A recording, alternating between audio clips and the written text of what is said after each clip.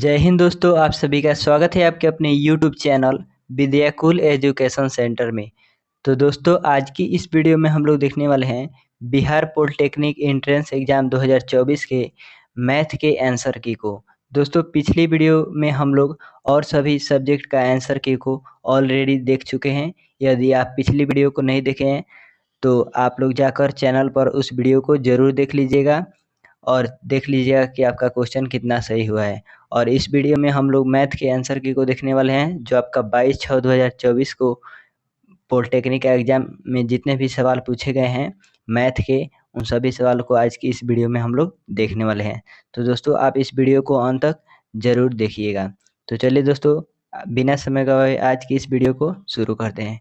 और दोस्तों, यदि आप इस चैनल पर पहली बार आए हैं तो इसको सब्सक्राइब जरूर कर लीजिएगा। पॉलिटेक्निक एग्जाम से रिलेटेड हर एक जानकारी आपको इस चैनल पर प्रोवाइड किया जाएगा। तो दोस्तों, फर्स्ट क्वेश्चन पूछा गया था आपका मैथ का, दो वर्ग का परिमाप 40 मीटर और 30 मीटर है, तो तीसरे वर्ग का परिमाप क्या होगा यदि इसका क्षेत्रफल उसके क्षेत्रफल के अंतर के बराबर है। तो दोस्तों, आप लोग कमेंट करके ज़रूर बताइएगा कि यह क्वेश्चन पूछा गया था कि नहीं। ऐसा ही क्वेश्चन पूछा गया था दोस्तों, यानी यही क्वेश्चन पूछा गया था कि दो वर्ग का परिमाप आपका 40 मीटर है और 30 मीटर है, तो तीसरा वर्ग का परिमाप क्या होगा यदि इसका क्षेत्रफल उसके क्षेत्रफल के अंतर के बराबर है। तो दोस्तों, चलिए हम लोग इसको सलूशन हम ऑलरेडी कर दिए हैं, आपको केवल समझा देते हैं और आप लोग अपना मिलान कर लीजिएगा। दोस्तों, आप सभी जानते हैं कि वर्ग का परिमाप का सूत्र होता है 4a, यानी 4 गुना 1 भुजा। तो पहला वर्ग के लिए हम लोग पहला वर्ग का परिमाप a ले लेते हैं यहाँ से, और दूसरा वर्ग का परिमाप b ले लेते हैं। तो 4a बराबर हमारा 40 हो जाएगा, और a का मान यहाँ से निकालिएगा, यानी 4 को आप इधर भेजिएगा तो यहाँ पे 10 आ जाएगा, यानी 4 दिन यहाँ 40 हो जाएगा, यानी a का मान हमारा यहाँ पे 10 आ जाएगा। उसी प्रकार यहाँ से हम लोग b का मान निकालेंगे दोस्तों, तो b का मान भी यहाँ से हमारा 10 ही आ जाएगा। और दोस्तों, ऊपर क्वेश्चन में बोला गया है कि दो वर्गों का परिमाप 40 है और 30 है, और इनकी यानी तो तीसरी वर्ग का परिमाप क्या होगा यदि इनका क्षेत्रफल उनके क्षेत्रफल के अंतर के बराबर है। तो दोस्तों, यहाँ पे दो वर्ग, एक वर्ग यहाँ पे है और दो वर्ग यहाँ पे है, यानी दो वर्ग का क्षेत्रफल का अंतर दोस्तों तीसरे वर्ग के क्षेत्रफल के बराबर लाना है। तो दोस्तों, आप सभी जानते हैं कि वर्ग का क्षेत्रफल भुजा स्क्वायर होता है, भुजा का स्क्वायर होता है आपका वर्ग का क्षेत्रफल। तो यहाँ पे एक भुजा 10 था और एक भुजा 7.5 था। तो चलिए हम यहाँ से इसको निकाल कर देख लेते हैं। तो दोस्तों, यहाँ पे जब हम निकालेंगे तो ए स्क्वायर और माइनस बी स्क्वायर के सूत्र पर यह आ जा रहा है, यानी पहला भुजा का स्क्वायर और माइनस दूसरा भुजा का स्क्वायर करेंगे तो यहाँ पे हमारा क्षेत्रफल निकल जाएगा। तो उसी प्रकार हम यहाँ पे लिख दिए हैं। तो एक्स स्क्वायर हमारा क्षेत्रफल है और बराबर यहाँ पे ए स्क्वायर माइनस बी स्क्वायर का सूत्र लगाएंगे तो ए प्लस बी इंटू ए माइनस बी हो जाएगा। तो यहाँ पे दोस्तों एक्स स्क्वायर का मान हमारा कितना आ जाएगा, यहाँ पे 10 प्लस 7.5 जोड़िएगा तो 17.5 हो जाएगा, और 10 में से 7.5 घटाइएगा तो 2.5 आ जाएगा। और दोस्तों, इधर स्क्वायर है आपका एक्स पे, तो इधर भेजिएगा आप, तो ये क्या कर देगा, एक्स पर से स्क्वायर हट जाएगा और इधर रूट हो जाएगा। तो रूट अंडर आपका 7 इंटू 2.5 इंटू 2.5 हो जाएगा। और इस प्रकार x इजकल टू, और यहाँ पे दोस्तों देखिए जैसे 17.5 है यहाँ पे, तो हम इसको 7 गुना 2.5 लिखे हैं, यानी 25 7 175। आप इसको जब तोड़िएगा तो 17.5 ही आ जाएगा। हम इसको अलग अलग करके लिख दिए हैं ताकि यह 2.5 2 है, तो 2.5 रूट से बाहर निकल जाएगा और रूट 7 आपका बच जाएगा। तो x का मान हमारा इतना आ जाए। तो हमसे क्वेश्चन में पूछा गया था दोस्तों यहाँ पे कि तीसरा वर्ग का परिमाप क्या होगा। तो दोस्तों, यहाँ पे हम लिखे हैं तीसरा वर्ग का परिमाप हमारा, तीसरा वर्ग का परिमाप 4 गुना और एक भुजा का मान 2.5 रूट 7 आया है, तो 2.5 रूट 7 रख देंगे। तो ये हम 4 यहाँ से 25 चौका 100 हो जाएगा, यानी 10.0 और रूट 7 हो जाएगा। तो 0 का मान कुछ भी नहीं होता है दोस्तों, तो यहाँ पे 10 रूट 7 हम लोग लिख लेंगे और यही हमारा क्वेश्चन नंबर 1 का राइट आंसर हो जाएगा। चलिए दोस्तों, हम लोग नेक्स्ट क्वेश्चन नंबर 2 देखते हैं। क्वेश्चन नंबर 2 पूछा गया था दोस्तों, दो त्रिभुजों के क्षेत्रफलों का अनुपात 3:4 है और ऊंचाई का अनुपात 4:3 है, तो उनकी आधार की ऊंचाई का अनुपात क्या होगा। तो दोस्तों, यहाँ पे दो त्रिभुज दिया हुआ है। मान लीजिए यह A1 त्रिभुज है और यह A2 त्रिभुज है। और दोस्तों यहाँ पे बोला है कि इनके यहाँ पे क्या बोला है, क्षेत्रफलों का अनुपात 3:4 है। यानी A1/A2 आपका 3:4 है। और उसके बाद ऊंचाई का अनुपात यानी H1/H2 आपका 4:3 है, यानी 4/3 है। तो बोला है आधार का अनुपात यानी x1 और x2 हम लोग को निकालना है।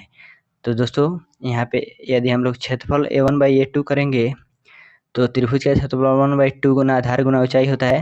तो 1/2 और गुना आधार का मान x है और ऊंचाई H1 और H2 इस प्रकार रख लेंगे। उसके बाद A1/A2 हमारा 3/4 है, यहाँ पे देख सकते हैं आप लोग। और x1/x2 लिख लेंगे और H1/H2 का मान 4/3 है तो 4/3 लिख लेंगे। तो x1/x2 दोस्तों हमारा 9/16 हो जाएगा। यानी यहाँ से आप x1/x2 निकालिएगा तो इधर 3 आके इधर गुना करेगा, 3 × 9 और फिर 4 × 16 तो 9/16 हो जाएगा। यानी x1/x2 का मान हमारा 9/16 जाएगा। और इसको आप अनुपात में 9:16 लिख सकते हैं। तो यही हमारा आंसर हो जाएगा। नेक्स्ट हमारा क्वेश्चन नंबर 3 पूछा गया था दोस्तों, यदि किसी समांतर श्रेणी का 54वां पद -61 तथा चौथा पद 64 है तो 26वां पद क्या होगा। तो दोस्तों आप लोग यहाँ पे T54 का मान -61 दिया हुआ है और T4 का मान 64 दिया हुआ है और T26 का मान यहाँ से हम लोग को पूछा जा रहा है। तो दोस्तों सबसे पहले हम लोग A + 53D बराबर -61 लिखेंगे, क्योंकि आप लोग जानते हैं कि T54 निकालने के लिए A + 53D लिखना पड़ेगा।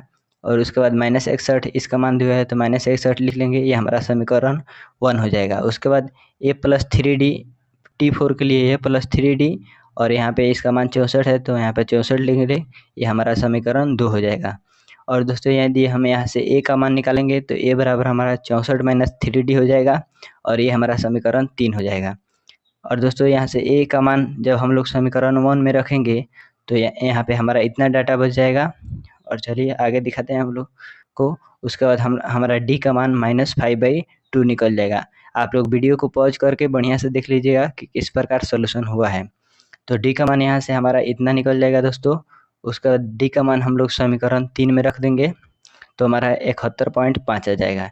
यानी D का मान भी हमारा निकल गया। D का मान रख दिए तो A का मान यहाँ पे निकल गया। और हमसे T26 का मान पूछा था तो A + 25D रखेंगे और यहाँ से सोल्यूशन करेंगे तो हमारा 9 आ जाएगा। तो 9 हमारा बिल्कुल राइट आंसर हो जाएगा क्वेश्चन नंबर 3 का। चलिए दोस्तों हम लोग नेक्स्ट क्वेश्चन नंबर 4 देखते हैं। यदि मीनार की ऊंचाई 128 मीटर है तथा 2 किसी बिंदु से बनाती है तो मीनार गाड़ी 30 डिग्री का कोण ऊंचाई निकाले। दोस्तों यह डाटा इंटरप्टेड है, यानी यह क्वेश्चन सही से नहीं भेजा गया था हमारे पास, इसलिए हम इसका सोल्यूशन नहीं कर पाए हैं। तो दोस्तों यदि हमारे पास इसका बढ़िया से मतलब क्वेश्चन आता है तो हम नेक्स्ट वीडियो में इसका सोल्यूशन भी बता देंगे कि किस तरह इसका सोल्यूशन होगा। चलिए हम लोग आगे देखते हैं क्वेश्चन नंबर 5। क्वेश्चन नंबर 5 पूछा गया दोस्तों A/B दोस्तों आपका सॉरी दोस्तों यहाँ पे आपका A/B बराबर 0.25 दिया हुआ था और यहाँ से बोला गया था 2B - A बट्टा 2A - B प्लस 3/9।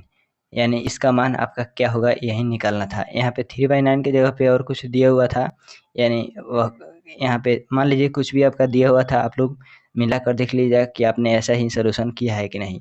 तो यहाँ पे A का मान निकालेंगे दोस्तों तो 0.25B हो जाएगा।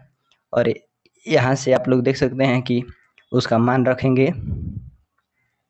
आप लोग मान रखते जाइएगा और यहाँ पे आपका आंसर निकल जाएगा 4/3। तो इस प्रकार दोस्तों आप इसका सोल्यूशन कर सकते हैं।